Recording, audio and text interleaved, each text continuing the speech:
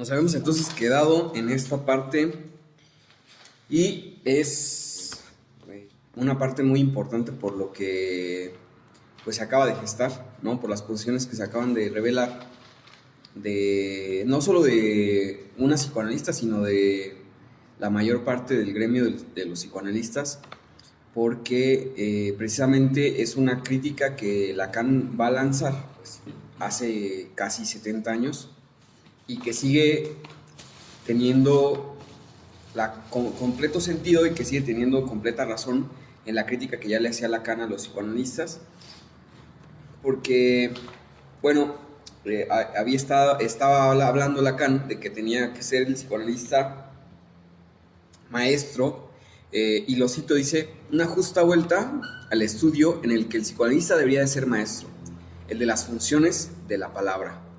Pero parece que desde Freud este campo central de nuestro dominio haya quedado en barbecho. También hablaba acerca del pequeño Hans, lo cual ya habíamos hablado un poco de cómo es que pues realmente no estaba o no era cierto lo que dice Lacan respecto a Freud y Hans, porque pues habíamos puesto en evidencia la relación que tenía Freud con el papá de Hans, que incluso hasta lo visitaba y en uno de sus cumpleaños le regaló un caballo Hans, y que eso Freud jamás lo comenta y que no es tampoco azaroso que después Hans haya desarrollado una fobia precisamente a los caballos. Es algo que habría que cuestionarle severamente a Freud porque jamás lo planteó. Lanza la pregunta a Lacan: ¿quiere decir esto que si el lugar del maestro queda vacío es menos por el hecho de su desesperación que por una obliteración creciente del sentido de su obra? No basta convencerse de ello, comprobar lo que ocurre en ese lugar, recordando que obliteración pues, hace referencia a anular, a borrar o incluso a tachar. Y es aquí donde Freud empieza con toda la contundencia o con todo el rigor de esta crítica. Dice exactamente después: una técnica se transmite allí, de un estilo macilento, macilento en tanto que flaco y demacrado, y aún reticente en su opacidad, y al que toda aireación crítica parece enloquecer. O sea, esta cita es fenomenal porque precisamente es lo que sucede cuando uno va a algún lugar y uno lanza una crítica evidentemente seria y argumentada en algún ámbito psicoanalítico. Esto es lo que sucede. Estas dos líneas las retomo de nuevo. Una técnica se transmite allí. O sea, está hablando de que no están siendo maestros por la palabra, de que de alguna manera están, digamos, en el trabajo técnico que están haciendo o negando o dándole la vuelta al descubrimiento freudiano. Pregunta antes de este párrafo que la posición queda vacía, la del maestro, por una obliteración.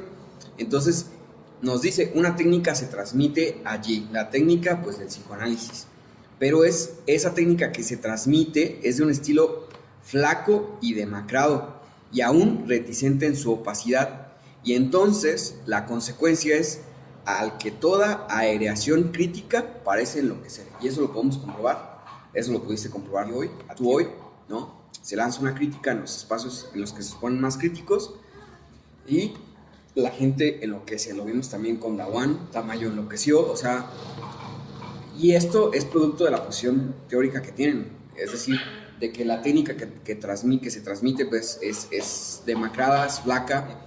Y continúa Lacan, en verdad, tomando el giro de un formalismo llevado hasta el ceremonial.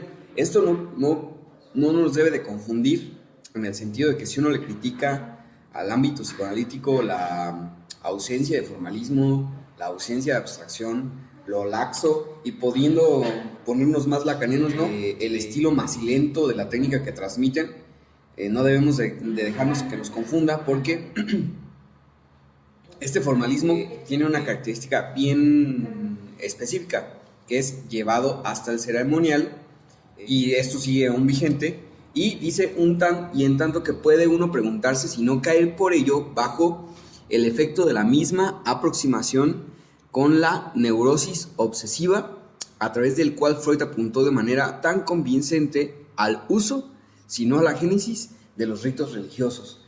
Y esto pues habla indudablemente de que tratando de justificar, tratando de sanar esta ignorancia, esta negligencia, este rechazo a la teoría, lo tratan de subsanar con una formalización, pero religiosa, en el sentido de tienes que analizarte. Por ejemplo, la IPA establecía 4 veces por semana, sesiones de 1 hora. Eso es a lo que se llama la formalización del rigor ceremonial, y es algo que podemos ver ahora, ¿no?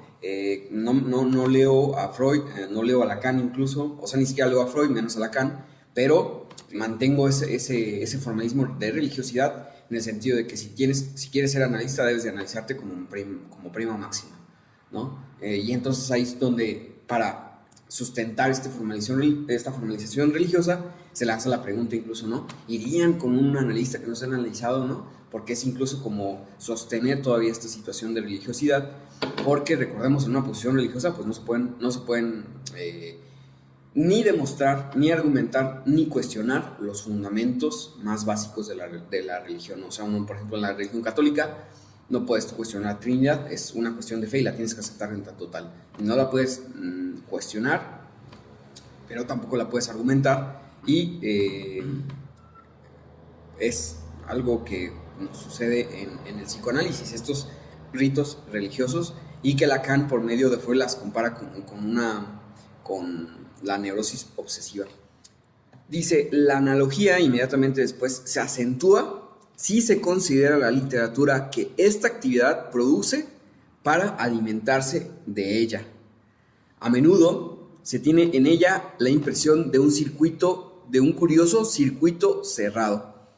Esto es muy interesante porque uno puede pensar incluso actualmente en toda la literatura psicoanalítica que se produce, ¿no? Parece que se dan vueltas en el mismo eje, ¿no? Siempre se está hablando de lo mismo, siempre se vuelve a lo mismo, siempre el mismo texto, siempre la misma referencia, siempre el mismo tema, ¿no? No se sale de ahí, ni en la producción teórica, ni en otros ámbitos como los seminarios, las conferencias, los congresos. Siempre está en lo que Lacan dice, este curioso circuito cerrado. Y continúa, donde el desconocimiento del origen de los términos engendra el problema de hacerlos concordar. ¿Cuál es una de las características principales de esta literatura que parece un circuito cerrado? Pues lo que viene ya señalando Lacan, ¿no? Que se desconocen los términos y su origen, y esto lleva al problema de esa literatura a forzar para hacerlos concordar. Y esto lo menciona porque más adelante va a hablar, por ejemplo, de la pulsión y del movimiento de la psicología del yo. Es decir, el instinto, cómo lo fuerzas para hacerlo concordar, por ejemplo, con el movimiento psicoanalítico de Harman en la adaptación, ¿no? ¿Cómo haces concordar la pulsión de cómo lo estaba manejando Freud en el malestar de la cultura a la psicología del yo con Harman, donde la propuesta es la adaptación?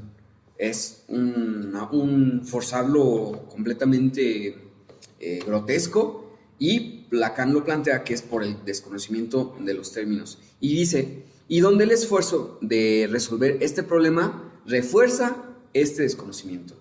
Es decir, es una vía completamente cerrada por algo muy sencillo, ¿no? El rechazo a la rigurosidad teórica en ese año de 1953 con Freud. O sea, con Freud y el movimiento de las ciencias, que después lo va a plantear. Eso nos puede hablar un poco de cuál es el panorama actual, ¿no? Si se sigue reproduciendo lo que Lacan había señalado en 1953, si se puede ver fácilmente actualmente, nos da la idea del panorama en el que nos encontramos, ¿no? En vez de que se fueran resarciendo estos problemas, se fueron intensificando. Es algo increíble. Dice, Lacan lo plantea como una deterioración, qué palabra tan extraña, estos traductores. Deterioro, ¿no? Debería ir. Bueno, de este deterioro del discurso analítico, dice, para remontarnos a las causas de ese deterioro del discurso analítico, es legítimo aplicar el método psicoanalítico a la colectividad que lo sostiene. Hablar en efecto de la pérdida del sentido de la acción analítica es tan cierto y tan vano como explicar el síntoma por su sentido mientras ese sentido no sea reconocido. Este es un guiño para plantear precisamente que el desconocimiento de la teoría, de los términos que la fundan, de los términos que la rigen, pues obviamente va a impactar en la clínica que haces. Tú quieres explicar un síntoma por su sentido, pero ni siquiera entiendes cuál es el sentido porque no estás, digamos, en el tono necesario que la teoría exige. Pero dice, es sabido que en ausencia de ese reconocimiento, la acción no puede dejar de ser experimentada como agresiva en el nivel en que se coloca, y que en ausencia de las resistencias sociales en que el grupo analítico encontraba ocasión de tranquilizarse, los límites de su tolerancia a su propia actividad, ahora concedida, y lo pone entre comillas, si es que no admitida, no dependen ya sino de la masa numérica por la que se mide su presencia en la escala social. Este párrafo es completamente ad hoc a lo que hemos venido señalando, lo que hemos venido viviendo, porque dice, bueno, se dan cuenta de las carencias, se dan cuenta y su posición es agresiva ante ello. Y lo que los tranquiliza, en vez de estar, digamos, haciendo algo por resolver este problema, es la cantidad numérica que tienen en las sociedades, y eso es referencia a la IPA, ¿no? Por ejemplo, ¿qué es lo que sostiene o qué es lo que sostenía en aquellos años el quehacer de la IPA y las posiciones teóricas que tenían? Y, por ejemplo, que Sasha Nah haya propuesto lo que propuso, que fue con lo que Lacan empieza este escrito, de que que se quisiera formar en psicoanálisis a partir de ese momento tenía que ser médico y únicamente médico, y que se tenía que ir en miras de las neurociencias, pues lo único que los avala, más allá de cualquier posición o argumentación teórica válida, pues es la numerosidad con la que cuentan, ¿no? ¿Cuántos adeptos hubo a la IPA que siguieron a Sasha Nah y cuántos divergentes que se fueron con Lacan? Y es por eso que lo plantea Lacan, y me parece muy valioso, ¿no? Decir, lo único con lo que ustedes están haciendo de esta teoría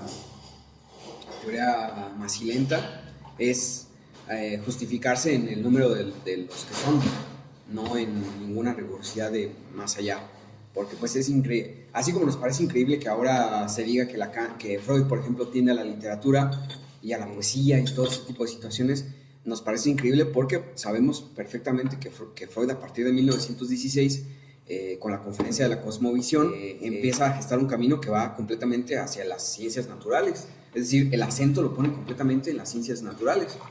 Uno no podría llegar a decir, así como se dice, como sí se dice, como sí se maneja, que Freud era la literatura y que la literatura fue Freud, y que el psicoanálisis es la literatura y que la literatura es el psicoanálisis, o cualquier arte que se pueda mencionar de las que se plantean muy a menudo respecto al psicoanálisis, que es la pintura, el cine incluso.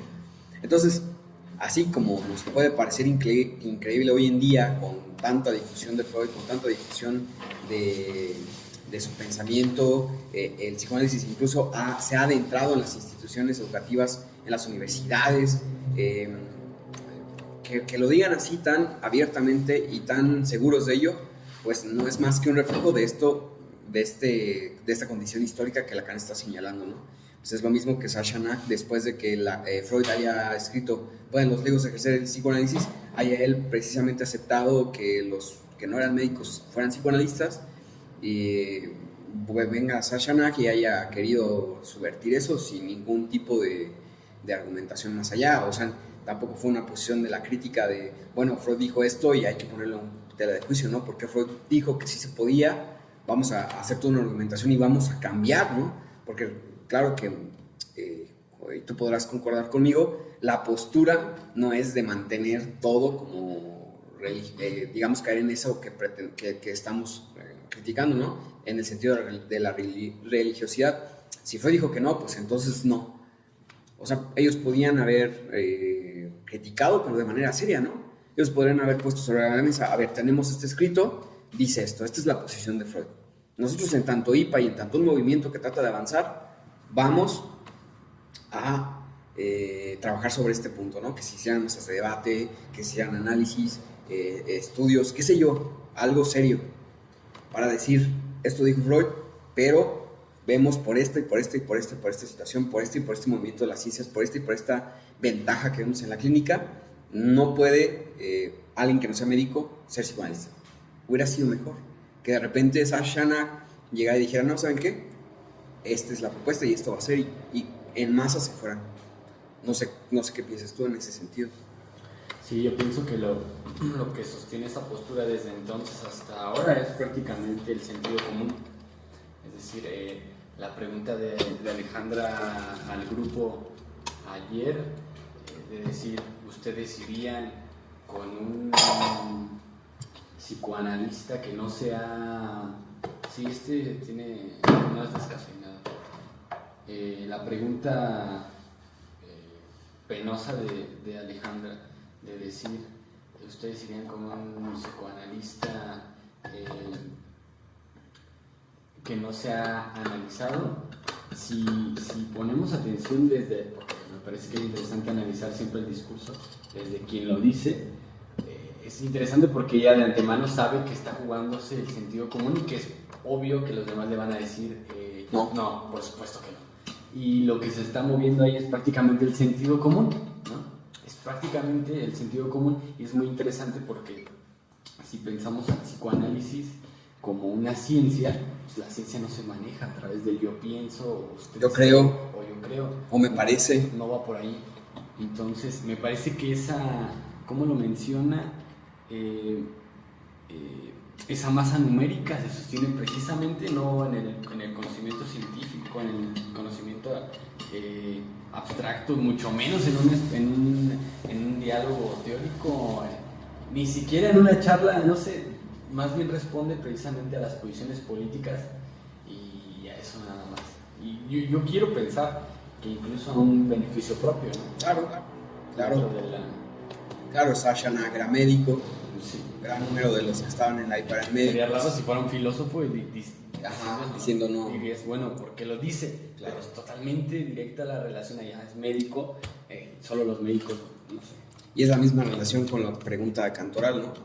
Si tú preguntas, pues es porque ya está analizada, ¿no? Uno podría perfectamente cuestionar qué tipo de análisis y bajo qué directrices, pero pues eso sería llevarlo a lo personal. Pero también, ¿no? Que una psicoanalizada pregunte, ¿ustedes irían con un psicoanalista que no sea psicoanalizado? Pues también tiene que ver con lo mismo, ¿no? Con el poder. Con su posición. Con su posición. Y que está muy curioso porque ella está aceptando la existencia de psicoanalistas que no se han psicoanalizado, ¿no? Ante esa pregunta, ella está asumiendo que sí existen. Entonces, es hasta negligente no tomar una postura más seria.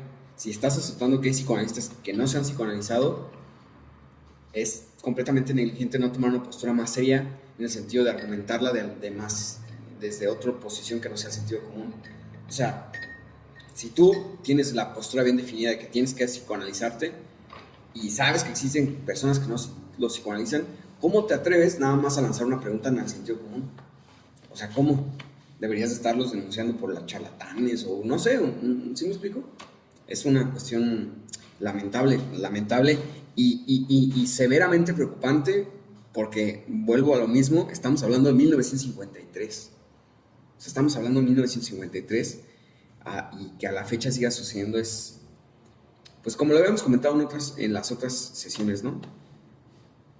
No han leído Función y Campo de la Palabra, si no han leído qué leen, qué es lo que ven, qué es lo que no. Bueno. Y es que, perdón, esto se sostiene totalmente sobre una lógica, pues, experiencial que propone Freud. Al decir que la teoría te estorba y que es a través, digamos, de tu experiencia en análisis como tú te puedes formar como psicoanalista y en el momento en el que dice yo les estoy mostrando una posible técnica, esto me sirvió a mí, no sé ustedes qué les pueda servir. Desde ahí abres el camino a toda esta, digamos, no sé incluso cómo mencionarlo, pero abres una posibilidad a que no haya una formalidad, pues. Un rigor. Un rigor teórico en la técnica. Es decir, ella, yo lo he escuchado en muchos espacios, se justifican bajo la lógica de, es que a mí me sirve en mi clínica, esto me sirve a mí, ¿no? Y es que ese no es esa no es una rigurosidad teórica que exige, por ejemplo, un método psicoanalítico. Las personas no son cosas, pues, que tú puedas decir esto me sirve a mí y entonces lo aplico. No, a lo que voy es que esas prácticas no aparecen de la nada, sino que están sustentadas en el mismo Freud. Es decir, eso que Freud dice en su momento tiene sus reflexiones ahora con ese tipo de cosas que parecía ser que no, pero ahí está, y son repercusiones muy importantes. Tienes razón en eso que dices, como si fueran objetos, como si en mi casa, como si en mi consultorio yo tuviera ciertas tuercas, entonces con ciertas llaves que a mí me funcionan, yo pudiera operar, ¿no? Entonces, como yo no sé qué tuercas tienes en tu clínica, pues no sé qué herramientas te puedan, no sé qué herramientas te puedan funcionar. Una completa, pues rosa en la charlatanería, porque es decir, ni siquiera se plantea este argumento de esta técnica me funciona con ningún tipo de rigor formalista, ¿no? O sea, yo tenía este caso, me estaba sucediendo así, hice esta intervención porque vi esta película, no sé, a mí se me suena completamente risible, ¿no? Pero leí este libro y se me ocurrió esta interpretación, ni siquiera en ese sentido, ¿no? Más bien es un laxo de, vayan al museo y vayan a ver oricornios y está muy bien, porque esa es la técnica que a mí funciona. Podríamos aplicar lo mismo que dice Lacan acerca de Freud, ¿no? Adolece de cierta torpeza y es dejárselo muy, pues muy leve. Muy barato. Muy barato. Dice, estos principios bastan para repartir las condiciones simbólicas, imaginarias y reales que determinarán las defensas. Aislamiento, lo podemos notar. Y lo habíamos hablado anteriormente. El psicoanalista se aísla. Le comentaba a Diego, ¿qué es lo que pasa en estos espacios? ¿Qué es lo que pasa con las personas, por ejemplo, que están en la maestría, la primera generación, incluso la segunda generación? Son personas que por el grado adquirido y por una cuestión de no trabajar el ego, llegas a una posición de, es que yo ya soy maestro. Yo tengo una maestría en psicoanálisis, ¿no? Tú que me pudieras cuestionar qué credenciales tienes, ¿no? ¿Qué te avala? ¿Qué institución te avala? ¿Qué grado te avala? No tienes ni la licenciatura, entonces no puedo hablar contigo, ¿no? Porque hay una diferencia de grados. Cuando siendo que en la maestría uno no necesita, digamos, cursar los 2 años para darse cuenta de las grandes deficiencias que tiene. Entonces, estas personas no van a estar en los lugares en donde se suscite la discusión. O sea, estas personas no van a estar en los eventos en donde convoque al psicoanálisis, porque no están. Y es lo que le decía a Diego, y ese es el gran problema. O sea, ojalá pudieran encontrarse y pudiera ponerse en juego lo que tú dices con un debate serio, ¿no? Ponerlo las cosas sobre la mesa para que vayan cayendo los imaginarios, para que vayan cayendo las posiciones erradas y para que ellos puedan decir, porque están en todo su derecho de decir, pues la neta sí, o sea, yo no sé, soy bien freudiano, yo soy bien milleriano, incluso yo soy hasta psicólogo y eso quiero hacer, perfecto, ¿no? Pero ya se toma una posición, ya se toma una bandera y ya se sabe qué es lo que se está haciendo, pero no, ya no se está confundiendo y mezclando Lacan con Freud, Lacan con Miller, Lacan con la psicología. Incluso a Diego le decía, ese es el gran problema, porque nunca te los vas a encontrar y es lo que pasa. Y pensémoslo, ¿en cuántos eventos de psicoanálisis a los que hemos ido, de personajes importantes y reconocidos, hemos encontrado a otros psicoanalistas? ¿Dónde están? ¿Dónde están las personas que están hasta el fondo metidas en el psicoanálisis en Morelia? ¿Dónde están? ¿Por qué nunca te las encuentras? Porque opera esta situación, ¿no? Yo, no sé, ya me analicé 20 años, yo incluso ya estoy en la maestría de psicoanálisis, ya soy maestro, yo no necesito, ¿sabes? Que vayan los que apenas están entrando, que vayan los que apenas leyeron el análisis de los sueños, que vayan los que les interesa y que van aprendiendo, porque prácticamente una posición muy pedante, ¿no? Yo ya lo sé, ¿para qué voy a perder mi tiempo? Prácticamente. Y es algo que a mí me interrogó muchísimo porque yo busqué y busqué y rebusqué y fui a todos los rincones, desde el más grande y más lujoso hasta el más infame, diciendo, en algún momento me voy a encontrar. La única experiencia que tengo de encontrarme a alguien fue a Cantoral y a Emilio en la conferencia de Davaón. Pero porque ellos estaban organizando el congreso, eran parte de la organización y de la logística. Pero ¿dónde estaba, por ejemplo, Mario Orozco? Para entablar un diálogo con Davaón y con su trabajo. ¿Dónde estaba, no sé, el que se les ocurra? Rosario Herrera, ¿dónde estaba? ¿No? Y eso obedece a esto que dice Lacan, el aislamiento. Eso es lo que hace el psicoanalista, aislarse completamente. Entonces, no hay o no dan lugar a estos espacios de intercambio, no dan lugar a estos espacios de crítica, no dan lugar, no sé, vaya, se cuidan tanto que no se exponen. Y eso es sospechoso. Y eso da, digamos, dando el paso a la anulación. Cuando por fin los puedes encontrar juntos, no hacen más que, digamos, pasarse la bola, darse un pase y cuidarse sus posiciones, ya sabes, en el movimiento allá de polifonía, ¿no? Sí, estás viendo que a tu, no sé, compadre le están tundiendo y en lugar de decir, oye, escucha lo que te están diciendo porque de verdad tienen razón, es como tengo la posición ahorita yo de poder. Y la mía también se tambalea. Ajá, entonces anulamos a este güey, ¿sabes? A través del comentario sarcástico, a través de respaldarlo, que saben muy bien, por supuesto que saben que no. Podrá ser que no lo sepan, hay desconocimiento, pero en esos casos de la anulación aparece porque sus posiciones se tambalean y no queda otra que anular esa opinión, esa crítica. Y está tan bien trabajado y es tan ideológico, es decir, tan contagioso, que incluso opera en todos los niveles, porque el público también anuló, ¿no? En ese momento en el que me intentaron callar, ¿no? Ya está operando esa lógica masivamente. Bien, la anulación completamente la vemos. Yo no puedo dejar de leer estos pasajes y sorprenderme, no por el sentido religioso de ay me encuentro con la verdad, sino de sorprenderme que siga uno encontrándose estas situaciones actualmente. Eso es que se da, de locos, es de locos. Se da. ¿Dónde está nuestra autocrítica entonces, no? Es lo que yo comentaba, yo les comentaba sobre ese texto que dije, ¿de qué año es? Del 2002, 2003, sobre el Jairo Gallo.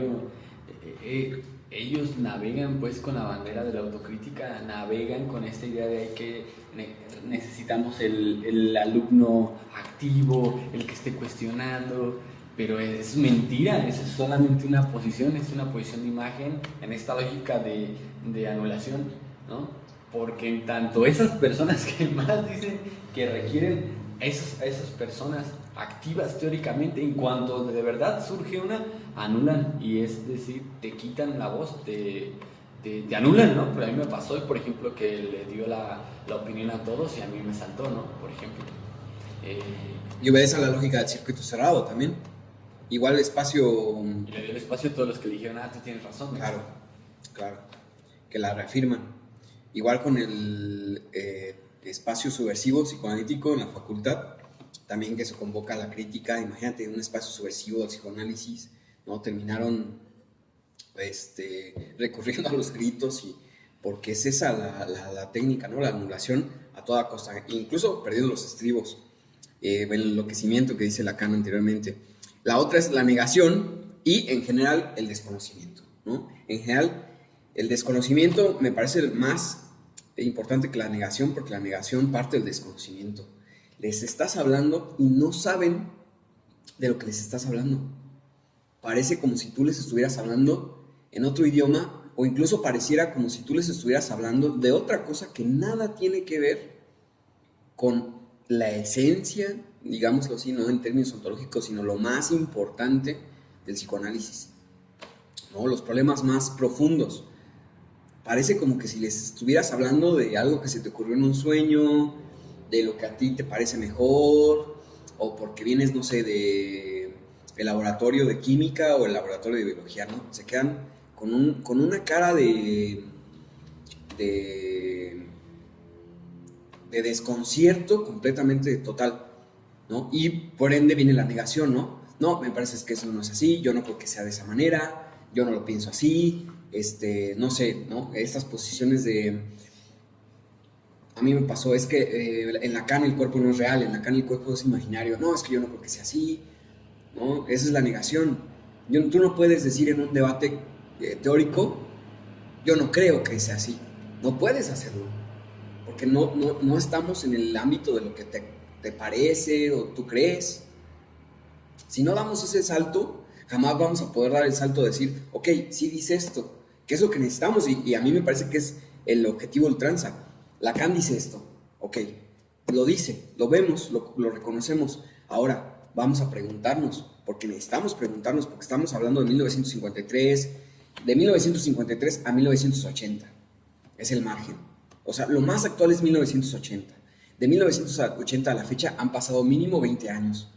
Debemos de preguntarnos, ok, sabemos, lo conocemos, lo dominamos incluso, vamos a ponerlo ahora en perspectiva, vamos a ponerlo en cuestionamiento.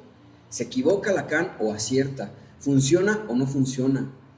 ¿Qué puede funcionar mejor o qué podemos encontrar de novedad? Pero eso no lo vamos a hacer nunca si en un debate teórico vamos a la posición de yo no creo que sea así o yo no creo que lo diga así o yo no creo que plantee eso.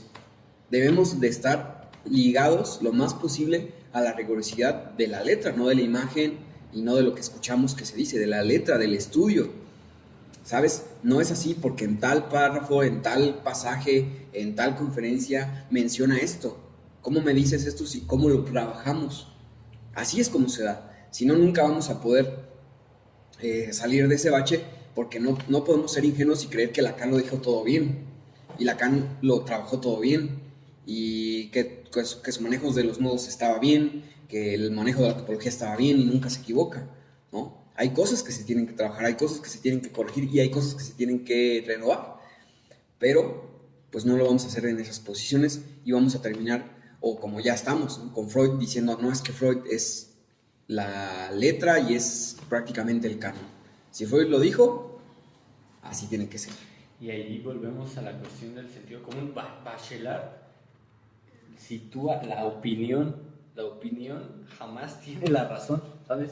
Es decir, la opinión sería el primer obstáculo de una ciencia a superar. Ese yo creo es lo primero, es el primer obstáculo que alguien que se quiere dedicar a las ciencias tiene que superar, ¿no? Pues yo creo que no va por ahí. Es el primer obstáculo a superar. Y volvemos al impasse, volvemos al circuito cerrado, porque ¿cómo van a aceptar este argumento si para ellos la ciencia es el demonio, la enemiga, ¿no? Lo peor. ¿Y sabes qué fue lo más problemático de la sesión de ahora ahí en la maestría? Que aceptan una posición biologicista de Freud, pero eso no parece, como dirá adelante, no parece incomodarles en absoluto. Es decir, para ellos es como, claro, él parte de eso para decir algo nuevo, es la lógica, parece no molestarles, parece como si eso no tuviese como si uno lo sobredimensionara, ¿no? En términos de aquel nombre del prete, ¿no?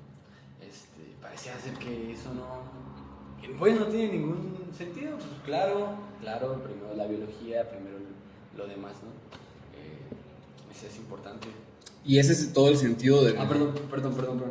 Lo que quería comentarles es que el problema es precisamente la concepción de ciencia y que se ha pensado que, por ejemplo, yo lo escuché, en el terreno de la física puede existir la física aristotélica, la física newtoniana, la física cuántica, y que pueden cohabitar. Me explico, que no hubo Es decir, que la física cuántica no ha negado a las newtonianas, no. Para ellos es tan problemática la cuestión de la ciencia y no saben de ciencia que creen que cohabitan estas físicas, ¿no? Entonces imagínate, en la cuestión de la ciencia, para ellos sí, aceptarán que no hay, que la ciencia positivista no es la única, pero no por eso la niegan del todo y dicen, es que habría otras formas, ¿no? de ciencia. Entonces, ella decía, esta mujer decía, pues es muy fácil como delimitar nada más un camino de acceso al saber, ¿no? Yo le decía, bueno, a mí me parece más fácil aceptar cualquier camino y decir todos los caminos pueden ser. Es muy curioso ese argumento porque es el argumento de todos. O sea, parece que se ponen de acuerdo para decirlo. Es lo mismo que planteaba Eric de espacio subversivo, ¿no? Como, pues que es muy fácil de dictaminar un camino y sobre qué vas a tomar ese camino. Y la matemática es la vía que se ha aceptado universalmente en la historia de la humanidad, que es lo que funda a esa matemática, ¿no? Básicamente, ¿dónde estaría la matemática de la matemática que nos plantea que la matemática está bien fundamentada o que está bien, es una posición ontológica, ¿no? Siempre vamos a necesitar la matemática de la matemática de la matemática de la matemática para decir que 5 más 3 son 8 y que el infinito, por ejemplo, en el lugar en el que operes en el infinito, si estás en cualquier lugar siempre vas a estar en medio, ¿no? Es una locura, pero ese es el planteamiento. Sí, eso fue lo que sucedió. Y es interesante porque lo sostenían desde Kuhn. Es muy interesante, lo sostenían desde esa posición. Pero yo le decía, para mí es más fácil aceptar cualquier camino. Claro. Entonces, el sentido común entra en un camino de la ciencia. Sí. Y ya, entonces pues hay que analizarnos. Cualquier camino es pues, para qué te pones a estudiar, no sé, 3 horas al día, ¿no? ¿Para qué te matas estudiando topología, estudiando conjuntos? ¿Para qué? ¿No? Si también te puedes entrar por el arte por el parte del arte, de la literatura, pues habla acerca del movimiento de Estados Unidos y de Harman. Esto es algo muy ya trabajado, muy elaborado, es algo que sí se ha leído, es algo que sí se plantea, sí se comenta. Habla acerca de que pues, se ha adaptado, se ha vuelto hacia el camino de la adaptación, a las relaciones humanas, a la ingeniería del humano incluso. Pero dice inmediatamente después, así pues, a la distancia necesaria para sostener semejante posición es a la que puede atribuirse el eclipse en el psicoanálisis de los términos más vivos de su experiencia. El inconsciente, la sexualidad, cuya mención misma parecería que debiese borrarse próximamente. Algo que sí podemos criticarle a Lacan y que lo habíamos comentado incluso en otras sesiones, es que aunque él tiene esta postura de que la teoría es lo primero y la experiencia viene después, no deja de coquetear con esta idea, ¿no? Porque si se fijan aquí dice, en los términos más vivos de su experiencia. Debería, digamos, siendo completamente estricto en la posición, debería decir en los términos más vivos de la teoría, porque se supone que la teoría es la que hace la experiencia y es la que hace la clínica. Pero bueno, es algo que hay que señalarlo. El inconsciente, la sexualidad, cuya mención misma parecería que debiese borrarse próximamente. Este es un punto fundamental, porque se dice, se habla, se acepta completamente en el mundo psicoanalítico que Lacan fue una especie de camaleón, que un día decía una cosa, otro día decía otra, que a veces iba hacia adelante, luego hacia atrás, luego a la izquierda, luego a la derecha, luego daba una vuelta, luego iba en reversa, como si estuviera precisamente haciéndole honra a este camino, ¿no? Donde se aceptan todos los caminos. Pero yo creo que función y campo de la palabra tiene un valor invaluable, porque aquí está, en resumidas cuentas y en una síntesis todos los movimientos que Lacan ya vislumbraba y que paulatinamente va a hacer a través de los años. Porque también se cree que Lacan llegó al psicoanálisis, primero encontrándose con Lévi-Strauss y paulatinamente después con la topología y luego con las matemáticas, como si fuera evolucionando de cierta manera, ir descubriendo y redescubriendo cosas. En 1953 Lacan ya tenía claro lo que iba a hacer. Él ya tenía clara la idea de lo que iba a hacer y sí se fue encontrando cosas con el camino, pero fueron cosas no elementales, fueron cosas accesorias. Lacan ya sabía que iba a hacer un movimiento con la ciencia, Lacan ya sabía que iba a hacer un movimiento con la formalización y con las matemáticas y el uso de la topología, por supuesto. Lacan ya sabía que iba a hacer un movimiento con la lingüística y también ya sabía que iba a hacer un movimiento con la filosofía y la ontología, si bien no completamente definida, pero también ya sabía que era una de las cuestiones que tambalean. No es por nada que después del seminario 11, cuando Miller llega y le pregunta acerca de la ontología del sujeto, Lacan se haya dedicado con tanta insistencia a dejar claro pues que su psicoanálisis no tendía a una ontología. Entonces, este punto podemos ver cómo da vuelta y se cierra en un movimiento genial, como un bucle de Toro con el seminario de Caracas, que fue el último, que ni siquiera es un seminario, es una conferencia, pero Miller le puso seminario, porque en el seminario de Caracas, Lacan dice, yo tengo una diferencia con Freud, yo tengo un debate con Freud, lo de Freud es Freud y lo mío es mío y es diferente, ¿no?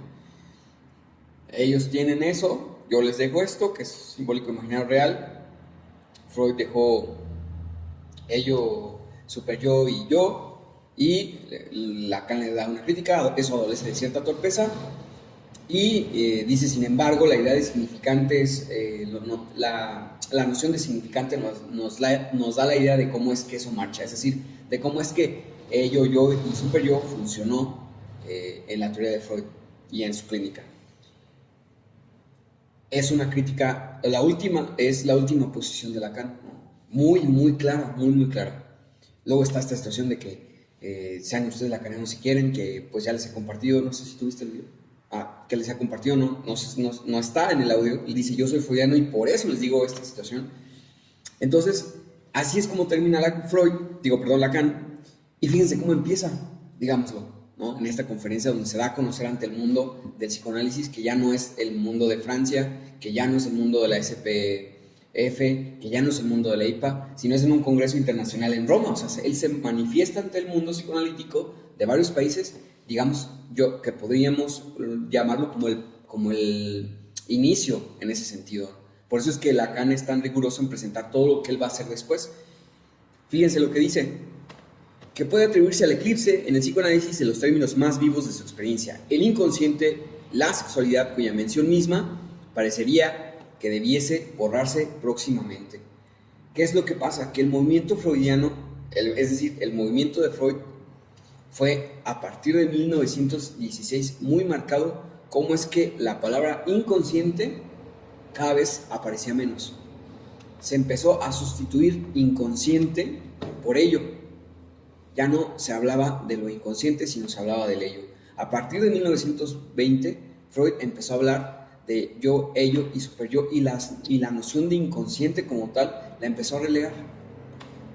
Eso es algo bien importante y es un movimiento que, pues bueno, como lo decimos, ni siquiera se estudia bien a Freud, no se logra identificar.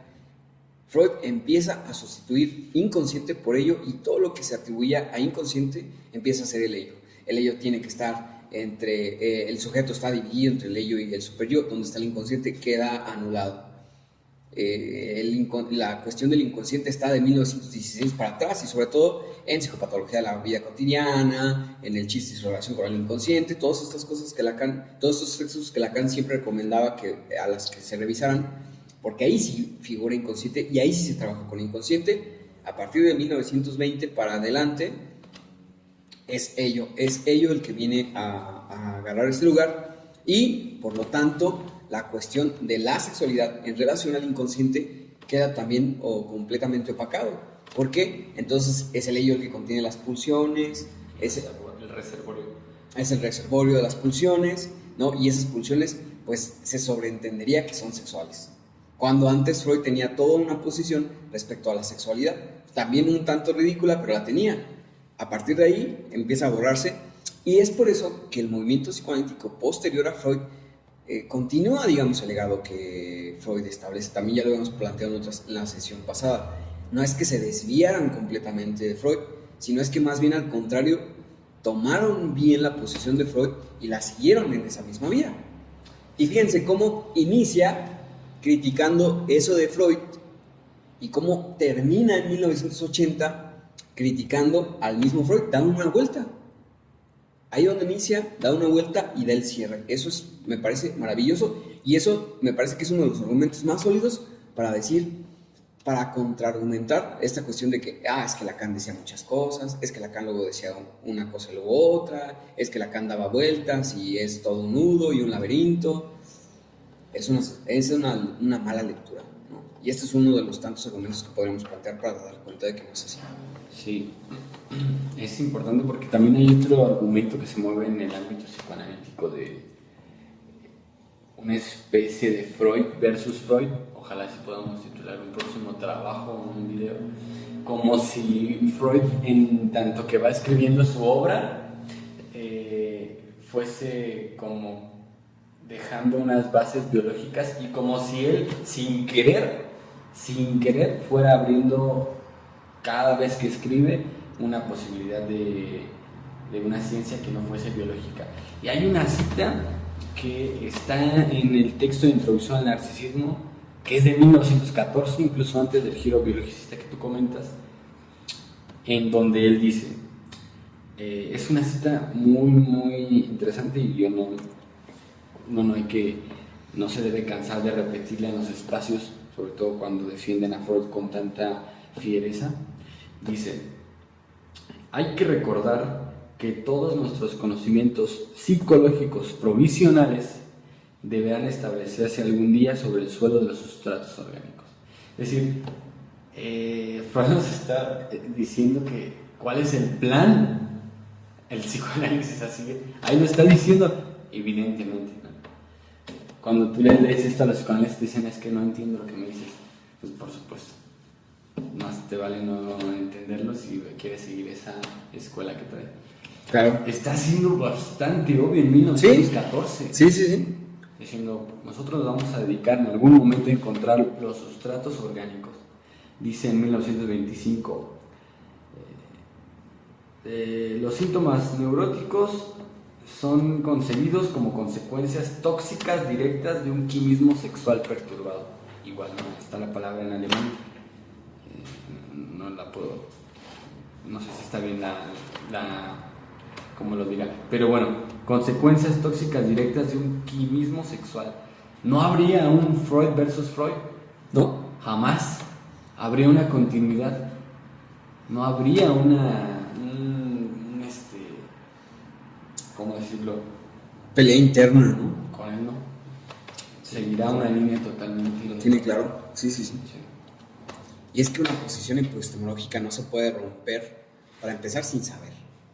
Y para secundar, de la noche a la mañana. O sea, no es que tanta condición histórica, tanta condición ideológica, tú no puedes despertar a la mañana siguiente y decir, pero es que esta hora va para de este lado.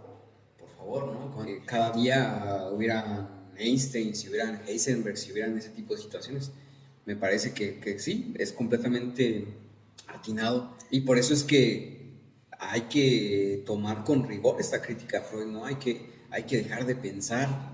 Se insiste en que Freud es el padre del psicoanálisis, en que Freud lo dijo todo bien, en que si Freud dijo una cosa se puede salvar rebuscando y removiendo y haciendo malabares, ¿no? Para que eso se mantenga, en el sentido de decir, sí dijo eso, pero lo que pasa es que Freud realmente pone el acento en...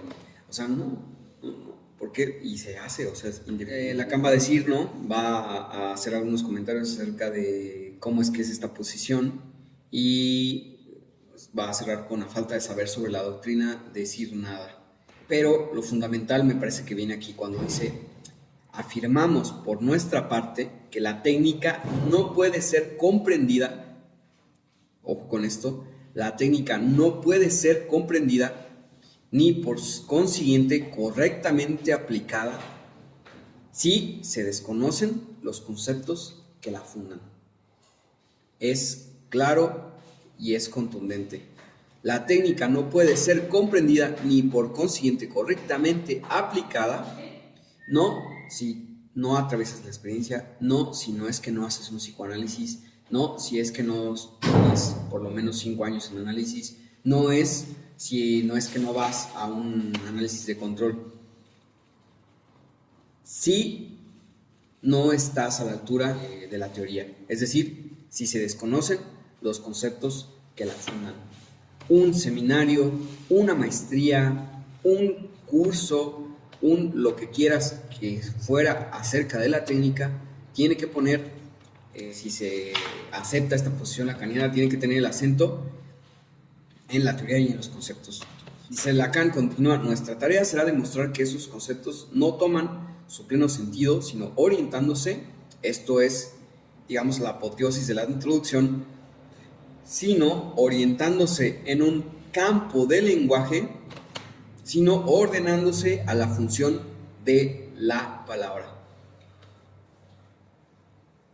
Es decir, queda completamente anulada cualquier cuestión vivencial, cualquier cuestión experiencial, cualquier cuestión natural, incluso orgánica, porque hay que recordarlo y establecerlo. El lenguaje no es orgánico, el lenguaje no es esencial y el lenguaje ni siquiera es tridimensional. No, el lenguaje no es tridimensional. Entonces, ¿qué está haciendo aquí Lacan? Lacan está estableciendo campo del lenguaje y función de la palabra con la noción de campo en física. En física la noción de campo tiene que ver con cómo es que ciertos conceptos operan con determinadas circunstancias. Es una noción de la física en la situación de campo. Entonces, Lacan le está estableciendo al psicoanálisis que está funcionando y operando en el campo del lenguaje. Es decir, cualquier cuestión, pues sí, ya lo mencioné, corpórea, cualquier cuestión esencial, cualquier cuestión biológica incluso, no tiene absolutamente nada que ver con el psicoanálisis como lo está planteando Lacan, en tanto que está en el campo del lenguaje. Porque vuelvo a lo mismo, el lenguaje no es tridimensional, el lenguaje no es esencial y el lenguaje ni siquiera es material en el sentido pues tridimensional. Y ordenándose en este campo desde la función de la palabra. Parece algo obvio, parece algo evidente, pues sí, por nuestra herencia cultural y todo, pero tiene su rigurosidad. Luego dice que una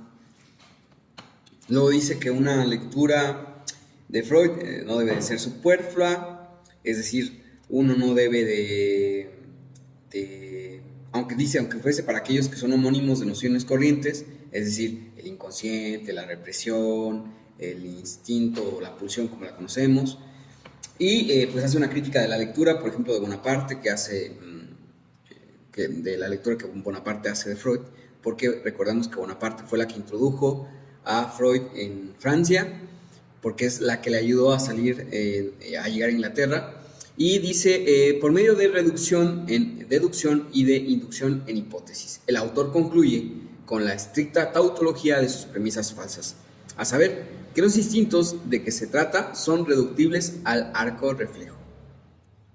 Desde el descubrimiento de las migraciones de la libido a las zonas erógenas, hasta el paso metapsicológico de un principio de placer generalizado, hasta el instinto de muerte, se convierte en el binomio de un instinto erótico pasivo modelado sobre la actividad de las despiojadoras.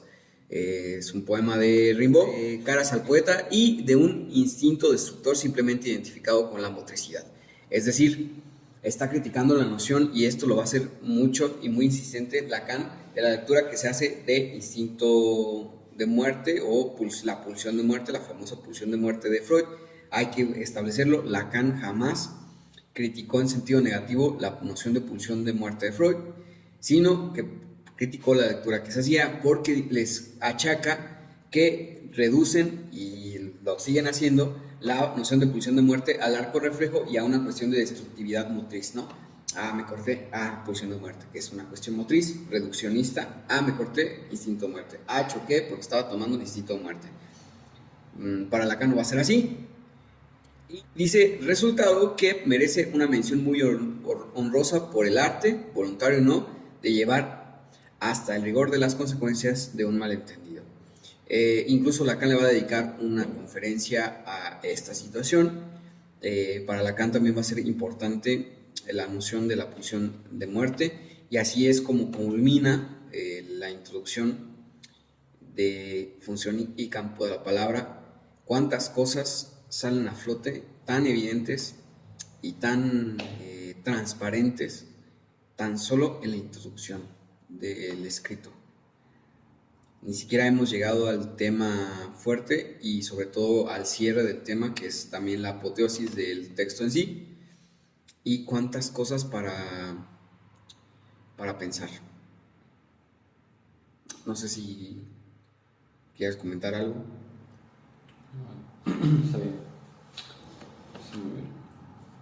Acá en últimas líneas, el resultado que merece una mención muy honrosa por el arte, voluntario o no, de llevar hasta el rigor las consecuencias de un malentendido.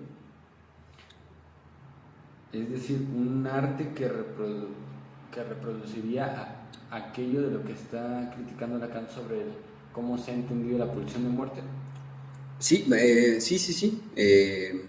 El arte involuntario o voluntario de llevar hasta el rigor las consecuencias de un malentendido. El malentendido, por supuesto, es la pulsión de muerte, y las consecuencias pues no son menos graves, porque es lo que plantea. No se puede establecer una técnica si se desconocen los conceptos que fundan la teoría. Entonces es interesante a qué arte se refiere, porque es más o menos la época donde va a ser la ruptura del arte abstracto, ¿sabes? 1953. El año de la ruptura es 1955, pero ya se venía como tejiendo. Me parece que el comentario que hace es más como satírico, ¿sabes? Como por el arte de llevar hasta el rigor de las consecuencias de un malentendido. Es como decir, el tipo es el arte de regarla, no sé. Me parece que está siendo satírico. Okay. Sí, me parece que en ese sentido está siendo satírico. Burlándose, pues claro, para empezar, de Bonaparte, y para secundar, pues de todos los que manejan la pulsión de muerte como esa reducción de arco reflejo y de motricidad. Okay. Sí, a mí me diría que a lo mejor me convocó esa palabra de arte porque es más o menos más o menos esa época donde surge esta especie de movimiento artístico que va en algún sentido a descuidar la parte teórica del arte y apelar más a la cuestión de lo interior, ¿sabes? No tiene por qué ser entendido el arte, sino... Por eso pensé, ¿no? De pronto utilizo yo también satíricamente esa palabra de me convocó para cuestiones, pero sí. Leyéndolo tiene sentido. Mencionando eso que... el hecho de que hayas hecho mención de eso me recuerda la respuesta de Rimbaud acerca de qué es la poesía. Me parece también que ahí ya se empieza a dibujar un declive y de un rechazo a la abstracción y a la formalización. No sé si han escuchado esta cuestión de qué es poesía, y entonces la respuesta inmediata es: poesía eres tú, ¿no? Y es la respuesta que hace, si no me equivoco, estoy 90% seguro de que no me equivoco, esa respuesta es de Rimbaud, del poeta maldito, el máximo prócer de la poesía a nivel mundial en la historia de la humanidad, que fue el Rimbaud, Lautréamont, fueron los que realmente le dieron todo un movimiento a la poesía. Fue ese hecho, ¿no? De qué es poesía, poesía eres tú. Y eso me parece que tiene que ver un montón con después la posición del arte, ¿no? Y en eso que comentas, el arte no tiene por qué ser entendida, ¿no? Solo es una expresión, puede tener o sea, sí, no es para todos, pero no tiene no es para todos, pero sin embargo no te pueden decir por qué no es para todos, ¿no? O sea, si puedes ver unicornios en una sala donde hay solo rayas, pues parece que sí es para todos, ¿no? Al final de cuentas. Pero si se fijan, es la misma respuesta con la poesía eres tú, ¿no? ¿Qué es la poesía? Poesía eres tú, haz una completa laxación, todo es posible. Si yo soy la poesía, pues entonces lo que haga yo es poesía. Ningún sistema esquematizado, bien definido, o al menos intentado de definir lo que sería la poesía, que la poesía es una de las cosas más complejas. Antes de que existiera el verso libre, la poesía era una de las cosas más complicadas de ejercer, me parece que al nivel de la música. Es decir, la poesía es la prosa, incluso renglón por renglón, escoger un número de palabras y atenerte a ese número de palabras con un sentido, con un mensaje potente, era algo que de locos, pues. Por lo que estamos platicando la otra vez de las matemáticas en relación a la pintura y la música, puse a investigar y no recuerdo quién. Kandinsky. No, Kandinsky en la pintura, ¿recuerdas? Pero había otro tipo, ¿quién fue? No recuerdo, que utilizó puros números. Utilizó el número 17 o 19, no me acuerdo, en referencia a una especie de animales que viven durante un tiempo y luego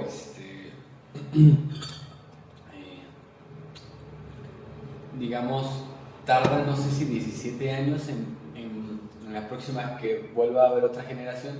Esto para como que algo así como que no hubiese una, ¿cómo pensarlo? Tratar de complicar la cuestión del depredador a esa nueva generación.